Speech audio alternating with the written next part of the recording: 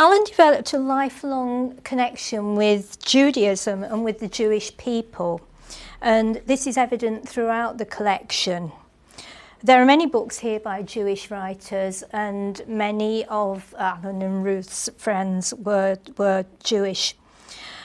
Ruth herself was born in New York to Jewish parents. Her mother had been born in the Ukraine, which at that time was part of the Austro-Hungarian Empire, and her father had been born in London. Alan was in contact with Jewish intellectuals throughout his life, and he was an ardent campaigner for the Soviet Jews. He visited Israel, where he felt at home several times. And we have here some of the examples of his interest in Jewish religion and Jewish culture.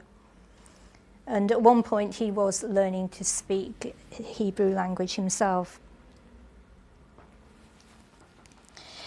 Alan believed that there was a sense of displacement as a state of mind in the Jewish people, which he felt he recognised and could identify with, in addition to being drawn what he called Judaism's intellectual landscape. He writes of a story that he read when he was a little boy in a book that he borrowed from the public library. It was a Russian folk tale, and it tells the story of how a Jewish man was the only person in his village who was able to outwit the devil. And the devil had set the people of the village a task, and only the Jewish man was able to complete the task. Alan was really struck by the simple but clever ruse that the Jew had used in this story, and he felt that if he'd have been in that village, he'd have done exactly the same thing. And it was a very early example of his identification with the Jewish people. In the fiction section here, we have this book by Micheline Wondor. It was published in 1986. It's a collection of short stories about the Dybbuk, who was the restless invading soul of Jewish mythology. And we have here a handful of notes at the beginning that's really interesting.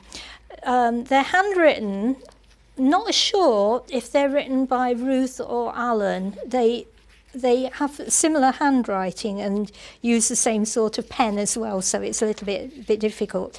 But in the first one, it says, "I think Micheline is the Dybbuk. She takes over these other beings, fits herself into them, and speaks for them in their stories." And in this note, it says, being Jewish is obviously very important to you, and I have a sense of feeling here in England of Jews coming out.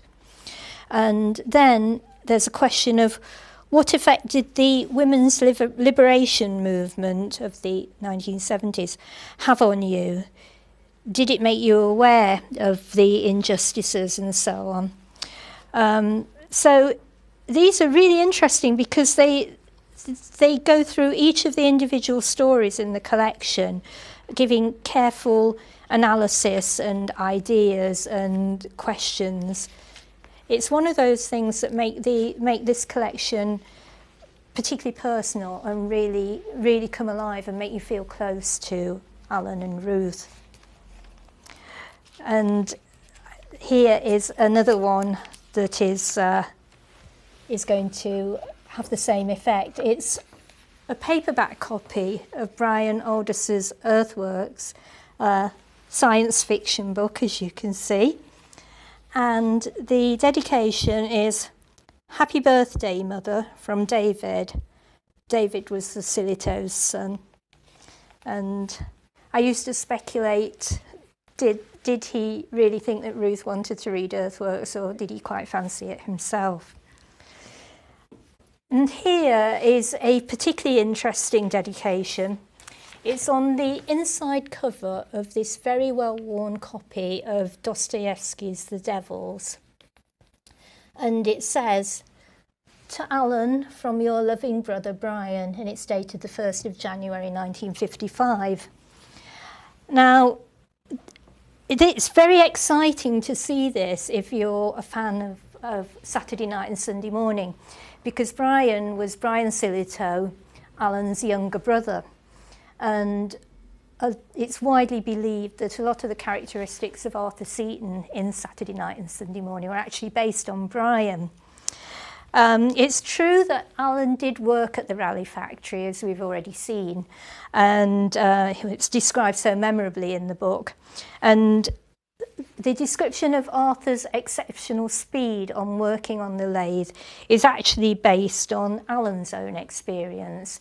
And Alan's written that the reason that he worked so fast was that he wanted to beat the bosses at their own game.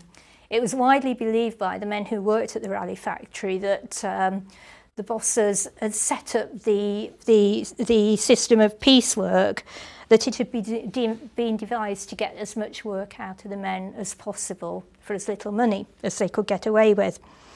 But in the book, Arthur Seton knows if he works really well, really hard and really fast, he can escape in his mind from the factory grind out into the countryside. And anyway, if he'd finished, he could go a little bit easier in the afternoons and lark around with the girls. So aspects of Arthur Seton did have their origins in Alan Sillitoe, but he, as we've seen, he only worked there for a few months, less than a year.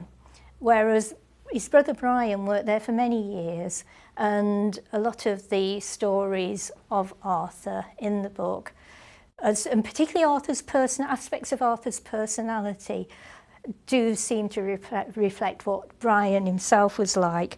So it's a real privilege to see the affectionate message here in the book, and to see the choice of book that Brian made in 1955. Dostoevsky's Devils. It's an interesting choice that he should have made, I think. We have here, it's a collection of short stories written by Thomas Beechcroft between 1934 and 1940.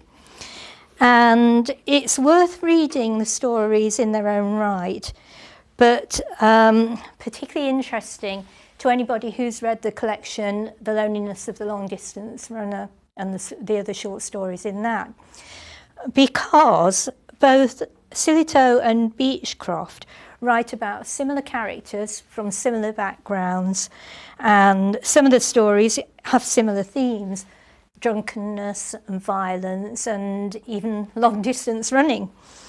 The language used by the characters in both books includes local accents and dialect. Beechcroft's stories tend to be somewhat whimsical, often with a sort of wry twist at the end, which has the effect, I think, of draining the punchy impact of the main body of the narrative. For example, both he and Alan wrote stories about that end with a drunken woman being involved in a traffic accident. In Alan's story, he examines and exposes an entire life, the woman's entire life, with all of its moments of forgotten love and lost happiness and loneliness and heartache.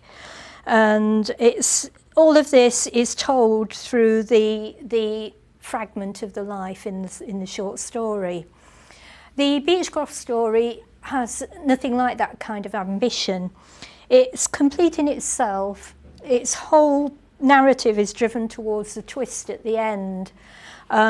It's clever and self-contained, but the characters don't really exist beyond the story. They simply exist within the frame of the narrative for the simple purpose of the story's denouement. There's nothing wrong with that. They are well-crafted short stories, but it seems to me that it's as if he thought of the ending of the story and then created the characters around the twist, whereas in Alan Sillitoe's often gut-wrenching and heart-wrenching stories in Saturday Night, in Loneliness of a Long Distance Runner, you know about the person's whole life. It's not just a twist at the end. Beechcroft's stories were very popular, and because they were so well written, he had quite an audience, but he became a little old-fashioned, and his stories were eventually described as inoffensive, which nobody would have said about Alan's writing. And in fact, in the 1960s, a Labour councillor campaigned to get his books banned from libraries. He was unsuccessful. So in this spotlight session, we've followed the course of Alan Sillitoe's life from his childhood in Radford in Nottingham to becoming a writer of worldwide acclaim. And we've done this by looking at the personal collection of his books and maps. Yet Alan himself was famously curmudgeonly about being labelled and classified. And so it's impossible to resist the temptation to close this spotlight without quoting Arthur Seaton's own manifesto, which is, "I'm myself and nobody else, and whatever people think I am or say I am, that's what I'm not. Because they don't know a bloody thing about me,